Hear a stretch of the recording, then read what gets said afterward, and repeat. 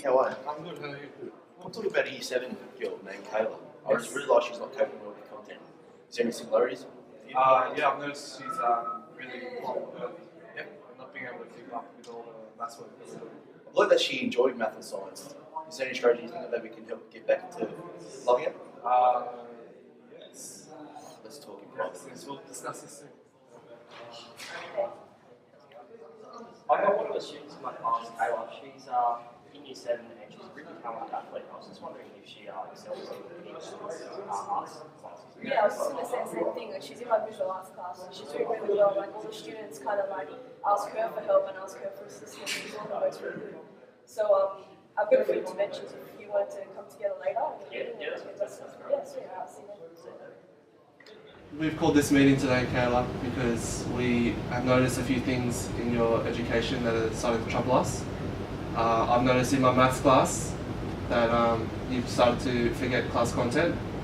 I don't know, does anyone else have anything to add? Yeah, also in your science class, I've found that you're not attending as regularly as you should be. So that's an issue. Yeah, and in visual arts, like that might be from the bad side, but from the good side, in visual arts you're really excelling and I can see you really enjoying it. You're helping other students, which is good. And from a PE perspective, you've been doing really well, and we can see you're actually excelling in your sport and you're going a lot higher in the levels so far. So it's really good, and it's good to see you giving back to the kids who aren't too good at what they're doing either.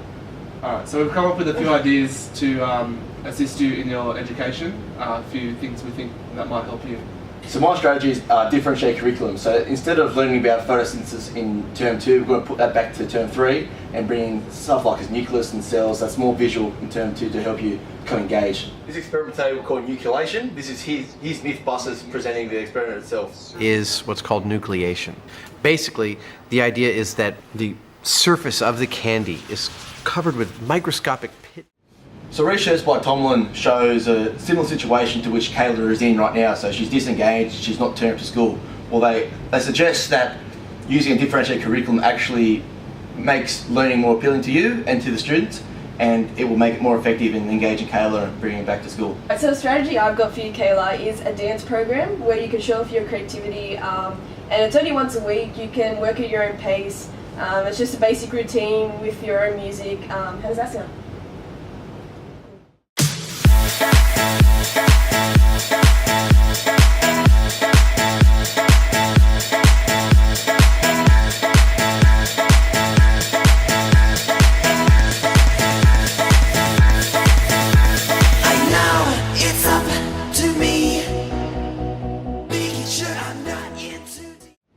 The reason why I've chosen dance for you, Kayla, is because Hickman states that dance is a visual arts where it can provide a particular way of knowing and learning. Alright, so the intervention I thought I'd introduce into my maths class was to combine the arts that I know you're good at and the maths that you probably don't enjoy and mix them together. So we're going to try and incorporate those two activities together so that it's more engaging for you. And if it's more engaging for you, then it'll obviously mean that you remember the content, you take more of an interest, and you start to enjoy maths that I know that you can achieve. Alright, so today in our maths class we're going to be using calculus and art to make string art. Alright, so we're incorporating different types of activities. Okay, so the reason I want to incorporate peer-assisted learning into my maths and calculus sessions is because I've found research suggests that peer-assisted learning is beneficial for the student in higher education. That's a research article I found from Bood, Cohen and Sampson.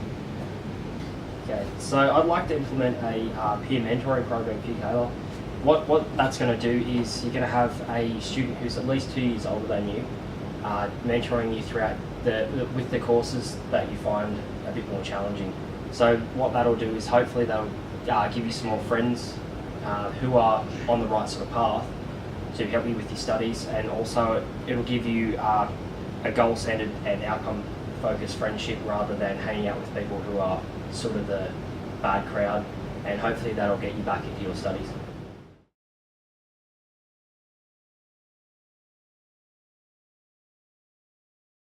The reason why I've chosen this program is it follows the domains of the zone of proximal development in Vygotsky's sociocultural theory.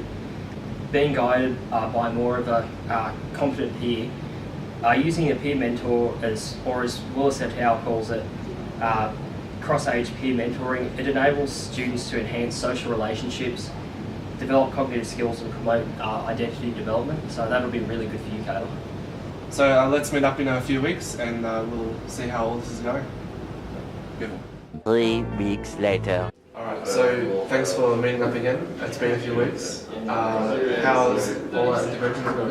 I found with the strategy of differentiated curriculum that there was advantages, but there was also conflicting evidence. So focus on the advantage. Noble acknowledges that it does provide some substantial benefits for students that disengage and who aren't attending to class. It helps with their retention of knowledge and actually gets them back involved in school and actually participating in class. But in regards to other research in the field, there was some conflicting evidence, and in regards to the disadvantages, it suggests that it's not beneficial for all students, as not all students need to have a different type of style taught to them. They can just stick to the stock standard teaching. So that's our disadvantages associated with research in this field. So do you guys understand? So after the few weeks that we spent with Kayla, I found that dance as a visual art was seen to be a positive aspect for Kayla's learning, as research shows by Crow that participation in arts-based activities motivates and enhances students' desire to learn. The art has been an important role in inspiring and improving the whole school environment as well, and this was seen in Kayla's progress.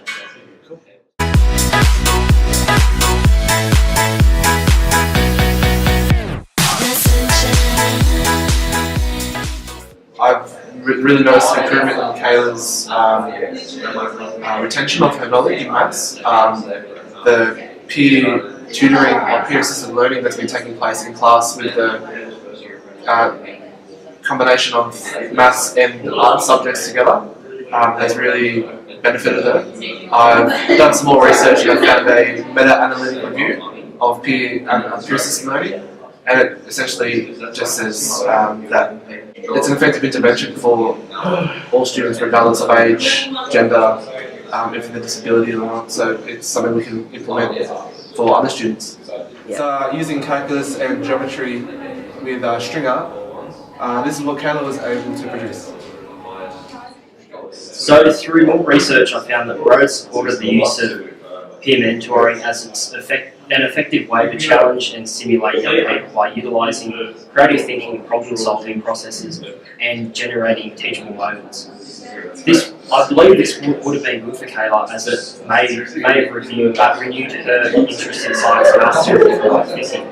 But through the peer mentoring program, we found that Kayla had a fair few disadvantages. And firstly, the major initial one was that Kayla found it hard to get accustomed to the program, as she was so used to flying under the radar, so to speak. Just because she has a past of inconsistent, difficult relationships, as Ryan discusses, this can hinder her approach, or this did show that it hindered her approach to positive outlook of the actual program. And secondly, one of Kayla's tutors reported that she'd seemed cautious and difficult to form a supportive relationship. With this, Kayla's tutors have reported at the start she seemed quite cautious and difficult to form a supportive relationship with.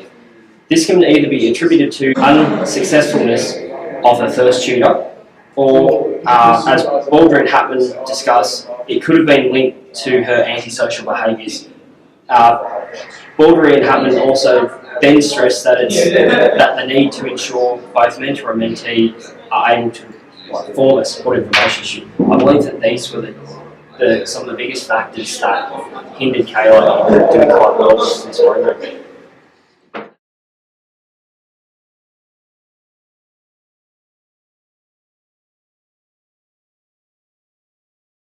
So upon reflection on this unit, a key thing that's going to help me as a teacher in the future is the theme of cognitive development. Cognitive development can be described as the changing of the way we think over time. A key piece of literature that helps define this is Yorkland and Causey, which states that the way we think over time changes, and the things that we once thought that was once stimulating and challenging also change over time. So in Piaget's work of genetic epistemology, a key thing that was driving this research was ideology that as we mature, we go into different stages of life. There was 4 stages. There was sensory motor, pre-operational, concrete operational, and formal operational. In regards to teaching in PE, we'll mainly be dealing with form operations. This is when students begin to challenge ideologies and challenge the way they think and form ideas based on their perspectives. Another key theorist that's going to help me in my future profession as a teacher is Lev Vygotsky. So Lev Vygotsky's sociocultural theory, he explains that cultural aspects and social aspects inadvertently impact the cognitive development process. In regards to Vygotsky's social aspects impact on cognitive development, he explains that peers are the driving influences that make us learn the way we act. As a teacher, this is going to be one key aspect that I need to focus on. So especially in PE, I want to focus on kids that want to improve upon the development. I want to know about their health and not worry about what their friends or peers think. In response to Vygotsky's culture aspects, he explains that culture affects the way people learn is through the home environment. So what they learn at home, how they feel, what their parents think is the way they're going to learn and the way they're going to interact. Bringing this into PE/HPE, a key focus group is Indigenous and Torres Strait Islanders. If I have an Indigenous student, I want to show that education is important, health is important, and I want to demonstrate that knowledge is power. Overall, this unit has helped improve my teaching pedagogy as I can identify risk factors in adolescents, what makes them think the way they do and how they act, the way they act. Bringing it all together, one aspect that has truly helped me with my teaching experience will be cognitive development, because I can now see why students act the way they do, what makes them think is a biological process or is just the way they are bred at home or with their peers. So that is one aspect in which I believe will help me as a teacher. As an underachieving student, I was placed into a class with a teacher who was studying adolescent psychology. She provided a practical example for what I'm about to discuss from the course. Firstly, the effects of early and late puberty is different in males to females, and the timing can have drastic effects on students, as a result, I need to identify, anticipate, and reduce the effects through incorporating relevant welfare strategies available within the school. Secondly, the course has extended my previous knowledge of adolescents and their decision-making processes where they act impulsively and are not good at thinking before they act, due to the frontal cortex of the brains not being fully developed.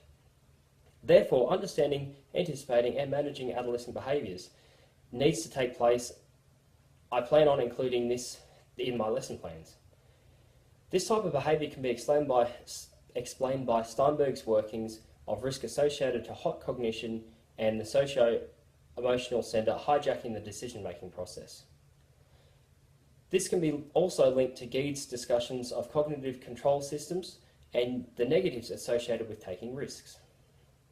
Thirdly, cognitive psychology suggests that I need to provide time for peer interactions, assisting learning of what they need to know, and include abstract and idealistic thinking and group work to provide for peer teaching within my lessons. I believe that Vygotsky's sociocultural theory can assist teachers as it incorporates more scaffolding to aid learning, and when teaching complex material, minimise extraneous load by removing split attentional material and practices. I strongly believe it is important to involve students in opportunities to develop procedures within the classroom. Reflecting upon what I have learned in adolescent development and teaching, I believe that I have further increased my comprehension of adolescence, the cognitive and biological foundations of adolescence, as well as the social implications that affect them and the way in which these processes affect the way they learn.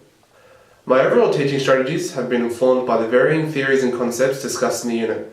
For example, Stanley Hall has educated me in identifying adolescence as a period of storm and stress. In order to understand this concept, I can examine the multitude of biological processes that are occurring in the body, as well as the cognitive foundations that are developing in students. Additionally, the period of adolescence and puberty is associated with an increase in risk-taking behaviours, and therefore having an understanding of the factors that can influence these risk behaviours will assist me in addressing them. For example, understanding the role that peers play in influencing adolescent behaviour can assist me in the management of the classroom. As a future PD/HBE teacher, I believe that Piaget's theory of genetic epistemology will be critical to informing my teaching strategies. Specifically, the formal operation stage that occurs during the adolescence period is when individuals begin to develop abstract and critical thinking skills. I can use this information to foster creative and effective engagement in the classroom discussions of content and concepts. On another note, my learning of adolescent development will inform me in selecting effective teaching strategies in relation to the teaching of physical activity lessons. Furthermore, in relation to PD/HBE, I can develop my teaching practices when teaching theory lessons to foster the development of students' social and emotional development. using prior learning of social and emotional development to help students develop resilience and social competence will positively influence their self-esteem and well-being. Through reflecting upon this unit, I have gained a better understanding of how students learn and how important it is to facilitate lessons that cater to all the needs. As a teacher, I believe that it is vital to manage and eliminate any obstacles that arise, as well as encouraging students' well-being. An effective classroom where teachers and students are communicating aids in the development of constructivist strategies and practices. Cognitive development, based on Piaget's theory, proposed that humans must construct their own knowledge and understanding. Therefore, in the classroom, it is important to allow students to share their ideas and to create their own knowledge. Social development is an idea used by Vygotsky that states that students construct ideas through interactions with teachers and other students. This means that as a teacher, I need to tailor my lessons around interactions with other students to increase involvement and enhance their social and cognitive development. Knowing a student's biological and social state allows for greater understanding and are more capable of dealing with common adolescent issues such as peer influences and alienation. It's the teacher's role to provide a safe and supportive environment for their students and to encourage student well-being. Working with parents and caregivers are an important aspect of teaching as it further develops a student's learning experience, as communication is vital and provides educational information to parents about their child, which they may not already know. Therefore, as a PE teacher, I will use these strategies and practices in my lesson plans to ensure all students' well-being and needs are met in the classroom. This is to also eliminate redundancy in the classroom, which is hindered by brain development, and further managing extraneous load. This can be achieved in both theoretical and practical lessons where students are able to learn new skills without experiencing those negative outcomes.